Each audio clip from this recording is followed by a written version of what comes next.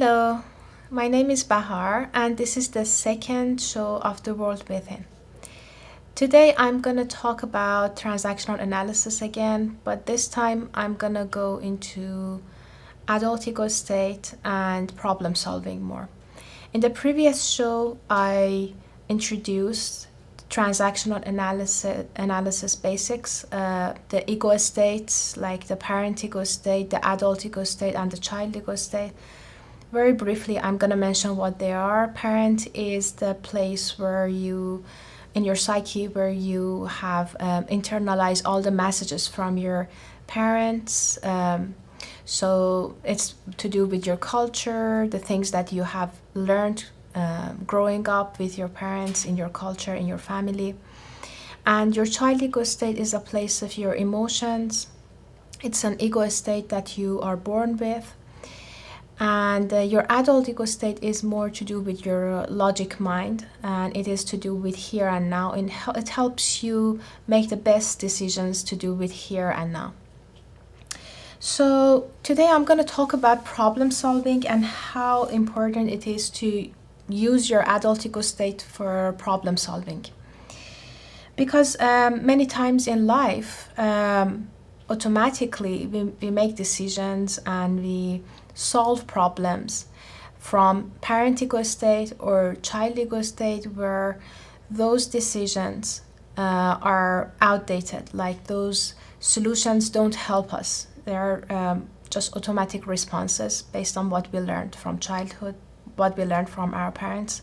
For example, you learn from your parents whenever you feel hurt, whenever you have resentment towards somebody, you give them silent treatment, you stop talking to them, and that doesn't solve anything. It doesn't help your relationships. But this is what you learned. This is what basically you learned growing up. That's what your parents did, and that's how you deal with hurt and resentment in your relationships. But that causes a lot of discomfort, and it's not a good way to handle adult relationships. So how do we solve problems from the adult ego state? I'm going to go through it step by step, like the steps that we might not be aware of. Many of us use it every day, but I'm going to go through the steps. It might help you when you bring awareness to it. You can use it if you have a problem. So the first step is problem identification. This is a very important step. It's the most important step in the whole process, because when you identify your problem, first of all, it means that you acknowledge your problem. Many times in life, we go through life resisting life internally and not deny our problems. We don't acknowledge that we have problems. We have problems in certain areas. We have problems in our relationships. And those problems persist because we simply don't sit and think about them or acknowledge them, or we don't do anything about them. So problem identification is a very, very important step. Another important thing in problem identification is that we need to pay attention to the fact that there is a difference between symptoms and the problem, the symptoms of a problem and the problem itself. For example, if you have a fever, taking aspirin addresses your problem, but addresses the symptom of the problem, not the problem itself. The root of the problem might be an infection. So the better way to deal with that problem is to cure the infection rather than taking aspirin to just take care of the fever. So other examples, like for example, if you're angry at your partner, anger is a secondary emotion. Usually beneath the anger, there is hurt, resentment. So if you identify your problem as anger, you will go, when you want to solve this problem, you will think about anger management techniques or things like that. Whereas when you think about the problem as the hurt, you start thinking what caused the hurt, in what kind of situations you get hurt, and you see the problem completely differently. So it will help you solve the problem in a much better and more effective way. Or for example, another example, you find yourself playing video games a lot, like people who have video gaming addictions. So if you think that the problem is that you play video games too much, you might start thinking about behavior modification and ways you can reduce this habit. But it's good to sit and think why you do that. I had a client who played a lot of video games because she felt really lonely. She felt a void, and she was thinking that, oh, I need to. She was not, of course, thinking consciously, but unconsciously she was trying to fill a void. Or another example would be stress. Stress can have a lot of reasons. If you want to manage your stress, it's good to think about the reasons of stress. What gives you stress in life? When you identify what gives you stress, you can find a much better solution to this problem. Or if you have uncomfortable relationship with somebody in your life, like your boss, for example, if you identify your problem as uncomfortable relationship, you cannot do much about it. But if you ask yourself, why do I feel uncomfortable, you might find the reason, which is the real problem. You might find out that you have difficulty saying no to your boss, or you might find that like your boss reminds you of someone in your past, like one of your parents, or somebody who was really scary, like a teacher or somebody. Or the problem with the boss can be a simple misunderstanding. It can be anything. But the fact that you identify it correctly helps you tremendously in finding the solution. So if it is difficult to identify your problem, one good way would be to talk to a therapist. What we do in our job most of the time is to help people clarify what's wrong, why they feel in certain ways. And it really helps. Finding the problem is the first step, and usually the most important step. From a transactional analysis point of view, another thing that can be done is a technique called a 3-chair technique. In this technique, you have 3 chairs, and each chair is an ego state. Like we have adult ego state chair, and parent chair, and child chair.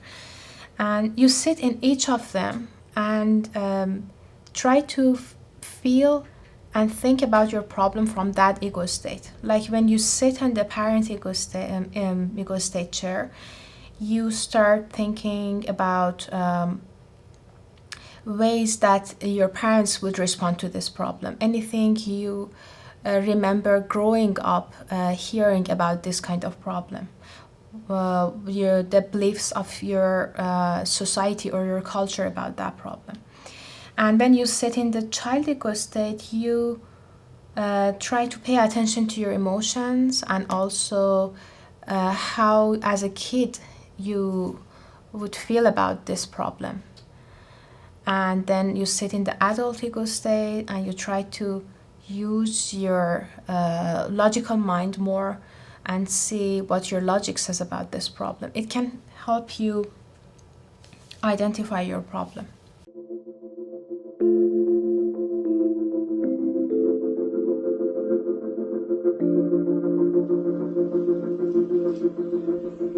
Hi, welcome to Adelante.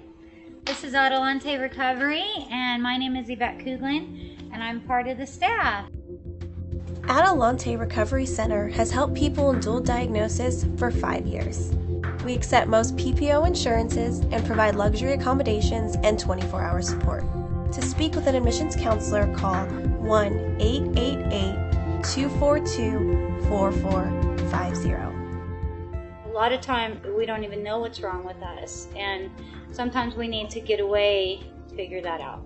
So if you want to go for a little retreat out in Corona Del Mar, which is a confidential location, we're here to help. So we're only a phone call away. Thank you. The second step is goal definition. So after you identify your problem, you need to define a goal. A goal is a positive statement about what you need, what you want, and it needs to be objective. It needs to be something that is quantifiable, something that can be achieved.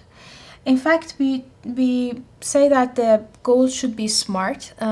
SMART, S stands for specific. You need a goal that is specific. When we say specific, it means that it needs to be about you, your needs, and not about other people's needs. It's about you. And it also, M is measurable. So the goal needs to be measurable. You need to be able to quantify your goal. And also it needs to be, A stands for accessible. It should be something that you can achieve and you can get in this life. And reasonable, it should make sense. And T stands for time bounded.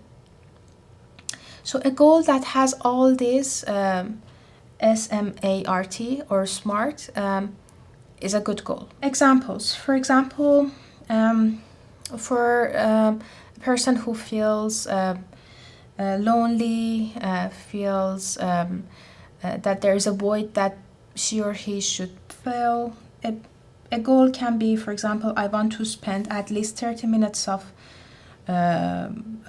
quality time with my partner. This can be also a good goal for somebody who is dissatisfied with their relationship. If you define your goal as I want to spend more time with my partner, that's not a very specific and measurable goal.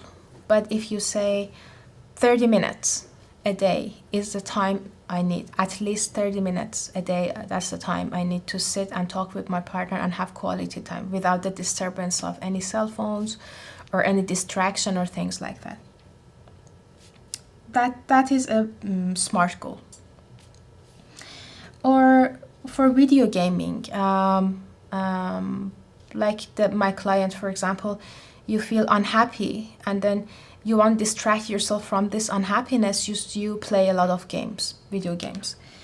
What can you do? The simple thing that comes to your mind is like, I want to be happy. But this is again too broad and too general. It's not very smart. In order to make it smart, you need to think more specifically. What would it look like to be happy? What makes me happy? So you can set a SMART goal. Or, for example, if your problem is that you have a hard time saying no to your boss or to other people, you can say, I want to be able to say no 3 out of 5 times, for example. So your goal should be something achievable. If you have a hard time saying no and out of 5 times you say no only once or you don't say no at all, you can increase it a little bit. But if you expect yourself to jump into saying 5 no's out of 5 times, that's not very reasonable. So another important point is that goals should be very much correlated with value systems, and they are. Your value system is very much related to your goals. I'm going to go into that and talk more about that when I'm done with the process of problem solving, because this is a very important topic to discuss. So the third step in problem solving is brainstorming. What is brainstorming? Brainstorming means you want to answer this question, what can I do now? So in brainstorming, you start listing all the possible solutions that come to your head. It can be anything. It can be a silly thought. It's important to be creative. It's important to think out of the box and put down anything that comes to your mind. In this step, it's also helpful to think about all the successful ways you tried before. What did you do in the past that worked? What did you do in the past that helped you solve a similar problem?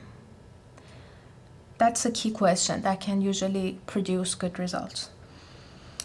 Okay, so for example, if your goal is to be happier, you can come up with solutions like I would like to spend more time with my friends. I would like to spend more time with my family. I would like to spend more time in nature, and I like to do some form of art. Anything that makes you happy. People are different. It's in general very good to have a list of the things that make you happy, if that's your goal. You might try to become more spiritual if you think that is what makes you happy. After considering putting down all the options, all the things that you could do, you can also eliminate the things that you don't see as things that might produce good results or have a high chance of success. And then in step number 4, you consider all the consequences. So you have all these options. Now you consider all the pros and cons of these options, and also consider your feeling, your intuition about those options. How do you feel? What are the cons? What are the pros? And if you you think, if I implement this solution or this option, what would happen? Or what might happen? The 5th step number 5, you make your choice. So you pick one of these solutions, and you pick something. Try to pick something that you feel good about. It's really important to feel good about the decision you make. And number 6 is implementation. Implementation means that you do it.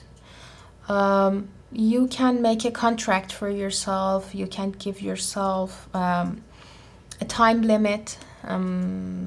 You can put it in your schedule, and just promise yourself to do something that you decided to do, just taking action.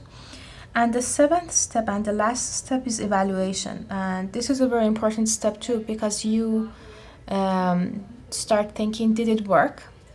So I did this, what was the result? And then you can, based on the results that you got, you can either go ahead and do more of what worked, or eliminate and reduce what didn't work and do something else instead of that. So this is a process of problem solving. Now, as I said, value system is a very important thing to consider when it comes to problem solving, because values, what are values? Values are things that are important to you. Values are like the compass, and the goals come after your values. For example, if you value physical well-being, you will have a goal of, for example, going to the gym 3 times or 4 times, but that goal comes after the value. So it's important to think about your life and see what's important to you in your life. What is meaningful to you? What gives meaning to your life? Those are your values. And when you want to think about that, you can think about areas like for example, family. What are your values regarding family? What kind of relationship do you want to have with your family members? What are your values regarding intimate relationships, your marriage? What kind of partner would you like to be? What are your values regarding employment? What kind of employee do you want to be? Or what kind of work do you see as valuable? Recreation. What do you enjoy in your life? What would you like to spend your time on when it comes to recreation? Spirituality is another area. What relationship do you want to have with God, or if you don't believe in God, like universe or earth? What are your values regarding that? Physical well-being. How do you want to take care of yourself? How important is it to you to take care of yourself? Community. How do you want to contribute to your community, to your society? That's another thing. Education. How would you like to grow in your life? What would you like to learn? So these areas are the areas of a good value system. Now, when you think about a value system, another characteristic of value system is that it comes with a hierarchy. So you need to know at this point in your life what is the most important thing to you, because sometimes when you want to make a decision, you need to choose between two things. For example, a mom who's working and has 2-3 kids might decide to quit her job because she might decide that at this time my family is more important to me than my employment. It's not like my employment is not important, but at this time I decide to do this because my family is higher in the hierarchy of values, is higher than my employment.